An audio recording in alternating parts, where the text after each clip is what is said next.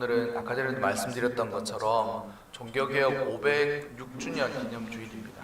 종교개혁일을 정하고 그로부터 종교개혁이 일어난 이후에 우리가 소위 말하는 장로교회, 그러니까 로만 캐톨릭에서 새로운 어떤 시대를 열고 새롭게 믿음으로 살아가고자 하는 그런 일들이 시작된 것이죠. 우리가 삶을 살아가면서 제가 요즘 시대에 사람들이 몰두하는 것들 몇몇 가지를 보면서 이것이 영적인 것과는 너무 참 다르다 이런 생각을 하는 것이, 요즘 사람들은 항상 이게 진짜냐 가짜냐를 늘 구분해요.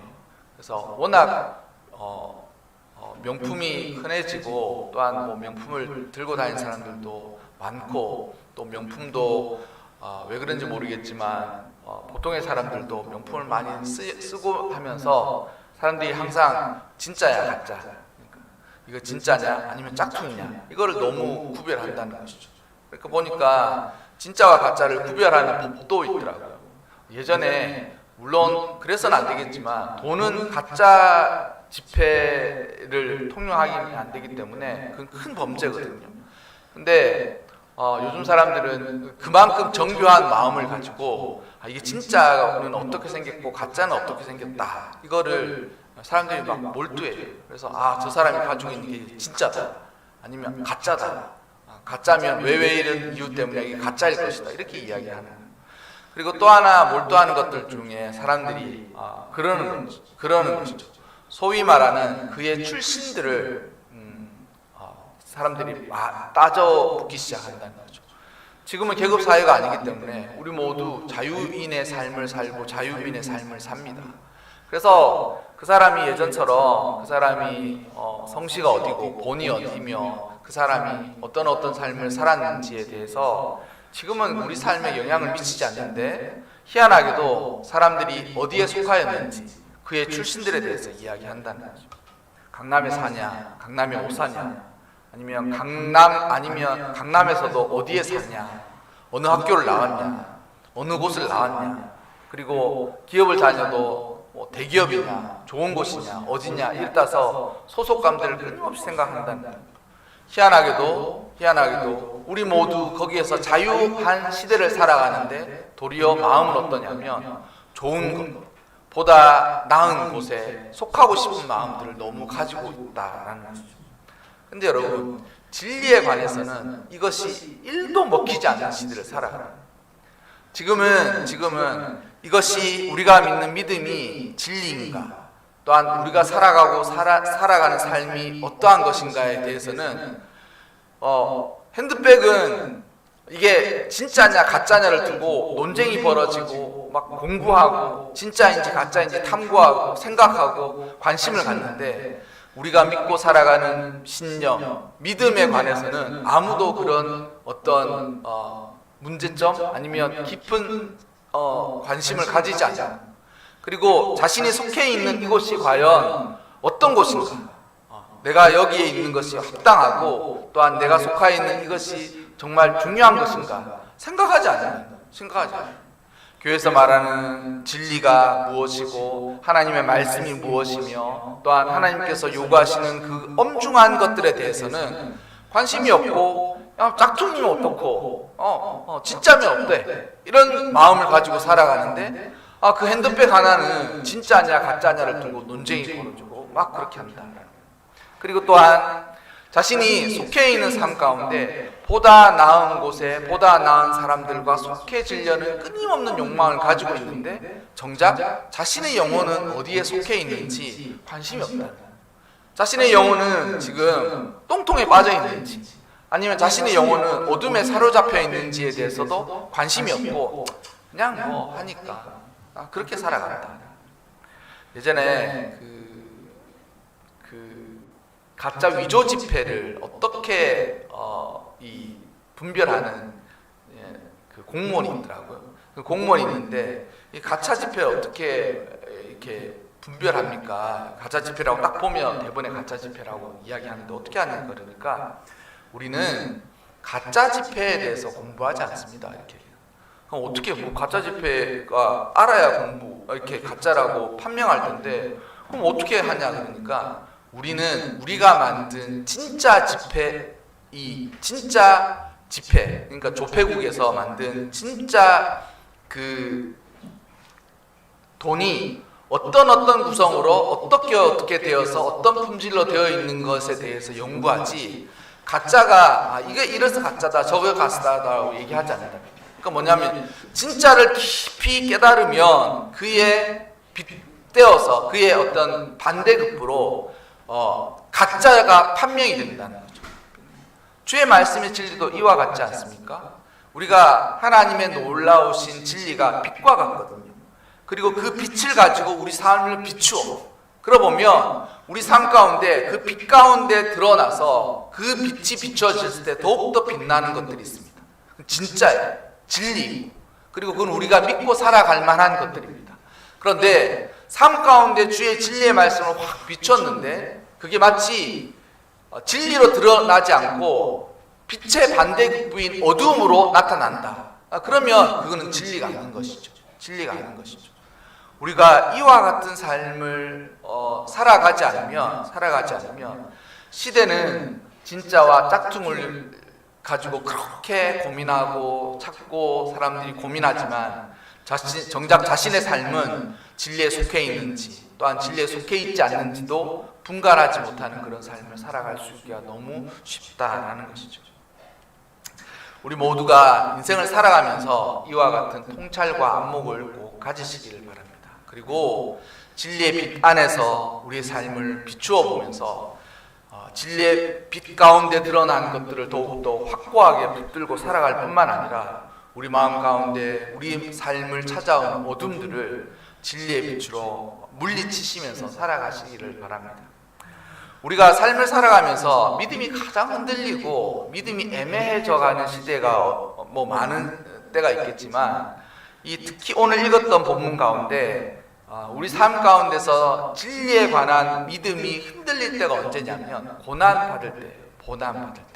그런데 이 고난받을 때 어떤 생각을 하냐면 하나님이 살아계신데 우리의 삶은 왜 이렇게 힘들고 답답할까? 어렵고 고난스러울까? 고통스럽고 내 뜻대로 내 마음과 계획처럼 이 모든 일들이 되지 않을까라고 생각하면 그때에 이 신자들의 마음이 믿음 안에서 흔들리기 시작한다는 것이죠. 그런데 그 고난이 단지 믿음을 흔들리도록 하는 기능만 있느냐? 절대 그렇지 않다는. 그 고난으로 우리가 살아가는 삶에 진리를 향해서 살아가느냐, 살아갈 수 없느냐를 가늠해주는 시금석이 된다. 그러니까 고난을 받아보면 그 고난에 의해서 결국 우리가 살아가고 믿고 살아가는 것이 진리인지 아닌지를 확고하게 알 수 있어요. 내가 이 지금 컵에 이 담겨 있는 물이 독이다. 먹으면 죽는다. 그걸 진리로 믿어. 확고하게 진리를 믿어. 너무 목이 많은 거야. 너무 목이 많은데 아무리 목이 마르더라도 이 물을 마실까 안 마실까요? 진리가 분명하면 절대 마실 수 없죠. 먹으면 당장 죽는데. 그와 같은 삶. 우리가 삶을 살아가면서 때때로 우리 삶의 고난과 어려움, 역경, 내 뜻대로 되지 않고 내 계획대로 흘러가지 않는 이 삶을 살아가면서 우리는 언제쯤 이 모든 것들이 다 벗어질 수 있을까라고 생각하겠지만 결국 우리가 지금 당하는 이 모든 고난들은 진리로 향해서 우리의 삶을 인도해 주시는 하나님의 섭리하는. 그래서 그렇게 생각하면 저는 항상 좋은 것 같아요. 이렇게 하지 않았으면 진리를 향해 살아갈 수 있을까라고 생각해 보면 삶이 편안하고 자신의 뜻대로 삶이 흘러가고 또한 자신이 노력한 만큼 대가를 주어주면서 삶을 살아갔으면 아무도 진리를 향해서 살아가지 않았을 거예요. 그런데 그 고난이 마치 인생 가운데 삶을 살아가야 하는 이정표와 같이 우리 삶에 그렇게 이어진다라는 것이죠. 그런데 이러한 고난과 어려움이 영원한가? 절대 그렇지 않다는 거죠. 우리가 읽었던 본문 보면 1절에 뭐냐면 현재의 고난은 현재 우리가 예수님을 믿고 하나님의 자녀로서 진리 안에서 살아가기 때문에 어려움을 당하는 모든 고난은 장차 나타날 영광과 비교할 수 없다. 지금 너가 고난 당하는 것을, 네가 어려움에 있는 것을 하나님도 아셔. 하나님도 알고 계셔. 그런데 그 고난을 당하면서 삶을 고군분투하고 정말 몸부림치고 또한 그 삶을 어떻게 해야 될지에 대해서 기도하고 근심하며 고민하는 그 모든 것들이 결국 무엇으로 나타난다고요? 영광으로 나타난다. 영광으로 나타난다. 그래서 모든 사람들이 이 진리 앞에 모든 사람들이 이 고난 앞에서 고난 앞에서 사람은 두 가지 중에 하나예요. 제가 주중에 읽었던 책에도 그렇게 나와 있더라고요. 우리는 하나님과 화평하지 않으면 하나님을 대적하면서 살아갑니다. 그 중간은 없습니다. 이렇게 돼 있더라고요. 그 말이 맞아요. 우리가 하나님을 따라서 진리를 따라서 살아가면 삶이 진리 때문에 어렵고 고난스러울 수도 있고 또한 그것들이 삶에 고통을 주는 것도 사실이긴 하나 하나님과 화평하면서 살아가요. 그 반대로 우리가 하나님을 진리를 거스리는 순간 어떻게 하냐면 하나님을 대적하면서 살아갑니다. 그 중간은 없어요. 그와 마찬가지로 우리가 고난을 대할 때도 똑같습니다. 우리 삶에 어려움이 찾아왔을 때 그 어려움을 그 사람은 둘 중에 하나예요. 고난을 극복해 가거나 아니면 그 고난에 완전히 점령당하거나 이 둘 중에 하나예요. 적당하게 그 사이가 있지 않습니까? 라고 사람들은 흔히 생각하는데 절대 그렇지 않아요. 고난이 왔고 어려움이 있을 때 마음의 믿음의 의지를 굳게 하고 그것을 맞서지 않으면 패배하고서 살아가는 거예요. 두들겨 맞으면서 살아간다라는 것이죠. 그래서 우리 로마서 우리가 읽은 본문에도 결국 이 고난과 어려움에 굴복하지 않으면서 살아가는 거예요. 고난과 어려움. 예수님을 잘 믿는다는 것은 진리 때문에 고난 당하기를 두려워하지 않는다는 거예요. 진리 때문에 때때로 너의 삶이 어려울 수 있고 진리를 선택했기 때문에 삶이 곤란할 수 있어. 네가 하나님의 백성과 자녀로 살아가는 그 삶을 네가 선택하고 이것이 진리라고 생각하면서 살아가면 너의 삶이 아무런 어떤 진리도 없이 믿음도 없이 아무렇게 살아가는 사람들의 삶보다 훨씬 고난스럽고 어려움을 당할 수 있어. 그러나 그 모든 것 가운데 너 스스로 결정하는 거죠. 믿음으로 이 모든 고난을 극복하면서 살아가는지 아니면 그 전투에서 그 전쟁에서 패배하여서 그 전쟁에서 지면서 살아가든지 둘 중에 하나는 거죠. 그래서 진리 안에서 살아가면 우리가 삶은 어려울지라도 하나님과 화평하고 화목한 가운데서 살아가는 거예요. 주의 뜻을 따라서 살아가기 때문에 또한 그렇게 살아가면 고난을 향해 기치를 들고 고난을 이겨내면서 살아가는 이겨내면서. 반대는 어떻게 되느냐? 그 반대는 어떻게 되느냐? 진리가 무엇인지에 대해서 관심도 없고 때때로는 진리가 이러함에도 불구하고 그 진리를 따르기 때문에 치루어야 할 대가들을 치르지 않으면서 미루거나 아니면 스스로 굴복하면서 살아가잖아요. 그러면 하나님과 대적하면서 살아가요. 대적하면서 살아가요. 왜 우리가 맨날 어떻게 맨날 그럴 수가 있겠습니까? 라고 하겠지만 우리가 진리를 따르지 않으면 하나님을 대적하면서 살아가요. 예수님이 뭐라 그랬어요? 진리를 알지니 진리가 너희를 자유케 하리라. 그러면 진리를 모르면 어떻게 된다는 거예요? 진리를 모르면 진리를 따르지 않으면 모두 죄에 갇혀진 삶을 살아가는 거예요.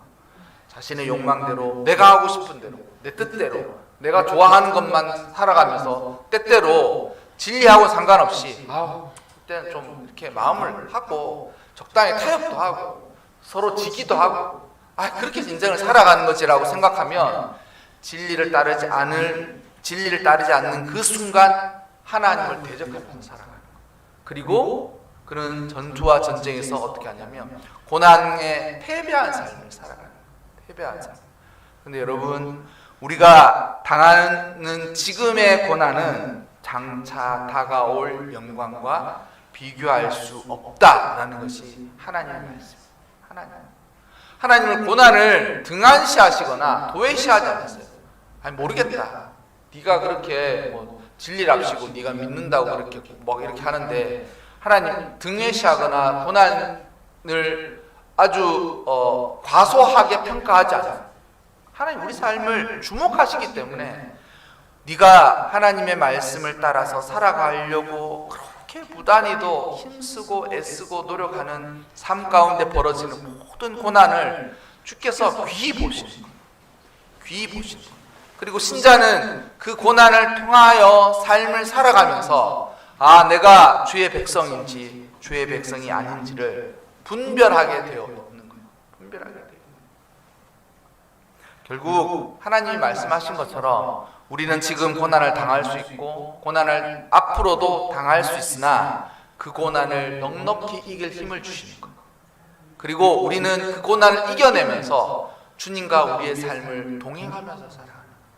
하나님과 마음이 화평하니까, 우리는 하나님과 마음이 화목하니까. 그래서 죄를 지은 모든 사람은 하나님과 불화한다고 그랬거든요. 죄를 지은 모든 사람들은 그 본질 자체가 하나님과 불화하는 거예요. 자신의 마음에 죄가 있고 자신이 지금 죄에 속해 있는 그 순간 하나님께 나아가고자 하지 않아. 그리고 그로 인해서 하나님과 불화하는 거예요. 하나님과 마음이 안 좋은 거죠. 마음이 안 좋은 거예요. 가까이 가지 않는 거예요. 우리가 읽었던 것처럼 결국 우리가 죄의 종노릇한 모든 어려움에서 결국 최종적으로 승리하고 그 모든 어려움과 고난을 이겨내고 난 이후에 최종적인 하나님께서 우리에게 주실 영광은 지금의 고난과는 비교할 수 없다. 이것이 성경과 하나님께서 우리에게 주시는 교훈이다라는 것이죠. 그래서 우리가 왜 소망을 붙들고 살아가겠습니까? 우리가 살아가는 소망을 붙들고 우리가 붙드는 소망과 우리가 소망을 붙들고 살아가는 이유가 우리가 이 땅에서 아니면 우리의 눈에 보이는 것들에게 소망을 두지 않는다. 우리는 그런 그래서 전 참 너무 아까 전에 설교 초반에도 얘기드렸지만 그렇게 이게 가방이잖아요. 지갑이잖아요. 그리고 그냥 옷이잖아요. 성경에 옷이 뭐라 그랬어요? 이거 다 낡아지는 것들이라고 그랬거든요. 영원한 게 아닌데 그렇게 사람들이 명품 하면서 그 명품에는 무슨 마크가 있고 명품은 무슨 시를 쓰고 명품은 뭐가 있고 그런 거에 그렇게 사람들이 막 정말 몰두하고 그러는데 진리에 대해서는 정작 관심이 없어요. 그리고 더 희한한 거는 아이들도 이제 그 영향을 받아서 뭐냐면 아이들이 가진 삶의 성공이라는 것이 그렇게 되는 거예요. 뭐냐면 예전 같으면 성공이라는 것에 모두가 잘 사는 것이 성공이라고 일반적으로 생각했겠죠. 근데 아이들은 이제 그거 더 구체화돼서 성공이라고 이야기하면 뭐라고 하냐면 강남에 30평대 아파트 사는 거 아니면 강남 어디에서 사는 걸 성공 그 자체라고 생각하는 거. 그리고 나는 무슨 백을 들고 다니는 여자, 무슨 옷을 입는 사람, 그리고 어떤 차를 살 수 있는 것, 그리고 어떤 차를 타는 것, 그것 자체를 성공이라고 생각한다라는 거예요. 성공이라고. 근데 여러분 너무나도 바보 같은 삶. 성공이라고 이야기하는 것에 우리가 물질적인 모든 것들은 그 성공이라는 삶에 부가적으로 따라오는 것들이에요. 부가적으로 따라오는 것들이. 그 성공이라는 삶이 무슨 차를 타고 무슨 핸드백을 들고 어디에서 사는 게 성공이 아니라 자신의 삶이 하나님의 뜻을 따라서 함께 진리와 함께 살아갈 때 그 삶이 성공하는 거예요. 그리고 그 진리와 함께 살아가면서 부차적으로 하나님이 주신 명예 같은, 아니면 하나님이 주신 부든, 아니면 하나님이 주신 재능이든, 하나님이 주신 어떤 것들로 부차적으로 따라오는 것이 성공이지, 그 눈에 보이는 것을 따라가는 것은 성공이 결코 아닌데, 아이들이 이제 그런 성공이 없어진 거예요. 성공은 뭐야? 무슨 차를 타는 거래, 어디 집에 사는 거래, 그렇게 생각한다는 거죠. 여러분, 그 모든 것들이 다 어떻게 될 거였습니까? 다 옷처럼 낡아지는 거예요. 다 사라지는 거예요. 다 사라지는 거예요. 저는 뭐 옷도 많이 별로 안 사지만 제일 아까운 것 중에, 우리나라 사시사철이 있지 않습니까? 사시사철이 있으니까 1년에 적어도 2번은 옷장 정리를 하게 되죠. 옷장 정리를 하게 되죠. 그럼 이제 여름에 입었던 거 싹 정리해가지고 이제 내년 초여름에 입으려고 딱 정리해놓고, 그럼 이제 가을 옷을 딱 꺼내지 않습니까? 근데 지금까지는 괜찮아요. 지금까지는 탁 했는데 내년에 그 옷을 탁 이렇게 다시 꺼내잖아요. 그러면 확 낡아 있는 느낌이 드는 거예요. 이게 사람 기분이라서 그런지. 그러면서 제가 좋아하는 옷들은 이제 낡아지는 게 보여요. 벌써 후줄근하고 이제 더 이상 입기가 어려워져가요. 그러니까 이제 되게 그게 아쉽더라고요. 제가 나이 들면서 나에게 정말 잘 맞고 제가 참 입었을 때 편안한 착용감을 주는 옷들은 이제 자꾸 낡아져가니까 이제 내년에 못 입겠는데 이런 생각들이 드는 거예요. 근데요, 세상에 우리가 살아가고 있는 모든 물질은 다 그와 같습니다. 좋은 집에 살아도 그 집이 계속 좋을 수 있을까요? 계속 좋지 않아요. 좋은 차를 탔지만 여러분, 차는 새 차를 받는 그 순간, 그날 이후부터는 그 차는 중고차가 되는 거예요. 중고차가 되는 거예요. 내가 아무리 좋은 것을 들었지만 여러분, 유행 1년이 아니라 반년만 지나도 촌스러워지고 그것 더 이상 들고 다니기가 어려워지는 거예요. 그러니까 진리를 따라서 살아가지 않는 모든 것들은 그렇게 낡아져 가니까 결국 어떻게 되냐면 허무해져 가는 거예요. 사라져 가는 거예요. 확 사라져 가는 거예요. 여러분, 진리를 따라서 살아가지 않고 진리에 합한 성공의 삶을 살지 않으면 우리가 가진 모든 눈에 보이는 것들은 그와 같습니다. 확 사라져요. 사방팔방으로 사라져. 지금도 사라져가는 인생을 우리가 살아가고 있지 않습니까? 근데 여러분, 그 가운데서 하나님 앞에 섰을 때 영원히 변치 않는 것은 진리를 따라서 진리와 합해진 삶을 살아갔던 것만 그렇게 남는 거예요. 그래서 인생의 고난이 불과 같을 때가 있거든요. 인생의 고난이 진짜 불구덩이에 들어와가지고 너무 괴롭다, 삶이 너무 힘들다. 왜 그렇게 하시냐면 고난의 불로 하나님께서 연단해 보시는 거예요. 진리를 붙들고 살아간다고? 그럼 네가 진리를 붙들고 살아가면서 죽을 수 있어. 저는 장로교 교인이고 장로교 목사인 것에 대해서 자부심을 가지고 살아갑니다. 왜냐하면 제가 속해 있는 장로교, 제가 소속한 또 교단, 그리고 제가 소속한 노회까지도 저는 모든 것들에 대해서 스스로 어떤 자부심, 그리고 그에 대한 어떤 마음들을 갖고 있어요. 자부심을 갖고 있어요. 장로교에 대한. 근데 여러분, 지금까지 우리가 이렇게 믿음을 따라서 살아갈 수 있는 그 삶에 선배들은 목숨을 다 걸었어요. 목숨. 그래서 사람들이 뭐 진리를 모르기 때문에 그렇게 이야기하는 사람들 종종 있는데, 뭐 기독교 다 유대인들, 이스라엘 사람들 종교에서 흘러왔지 않냐고 그렇게 얘기하는데, 그 모르는 사람들이 그렇게 얘기하나? 여러분, 진리를 향해서 살아가는 그 삶이 어느 정도의 가치가 있었느냐면 죽고 사는 문제까지 가서 거기에서 딱 하는 거예요. 죽고 사는 그 문제까지 가서 진리가 거기서, 나는 진리를 따라서 살아가는데 죽음을 불사하겠다고 하면 그 진리의 강을 따라 넘어가는 거예요. 저희 학교에 저희 학교에 설립자에 준하는 좋은 대우를 받는 분이 누구시냐면 박형룡 박사님이세요. 박형룡 박사님이신데 이제 이분이 일제 치하에서 이제 학교의 교수로 또 목사로 신학교의 교수로 삶을 살아요. 근데 그분의 일화 중에 그렇게 나와요. 순사가 옛날에 장충단에 신사가 있었어요. 여러분 일본에 가시면 신사라고 대문처럼 보이는 거 있죠. 장충단에 옛날에 신사가 있었거든요. 근데 한날에 형사가 딱 와가지고 막 신사 참배 안 한다고 괴롭히니까 그때 많은 교회가 신사 참배에 찬성하게 됐습니다. 국가가 이렇게 하라고 해야 된다. 진리에 굴복한 거예요. 근데 뭐 보수적인 집단, 보수적인 교회에서 절대 안 된다. 저희 교단에서도 죽어도 못한다. 나중에 저희 교단에서 어쩔 수 없이 그것을 가결했어요. 그런 치욕의 역사가 있어요. 근데 이게 몇몇 사람들의 의지가 굽혀지지 않으니까 한 사람 한 사람씩 이제 굴복시키는 거예요. 근데 박형일 목사님을 일요일 아침인가 차를 탁 태우고 가면서 교수님 믿음 다 안다고.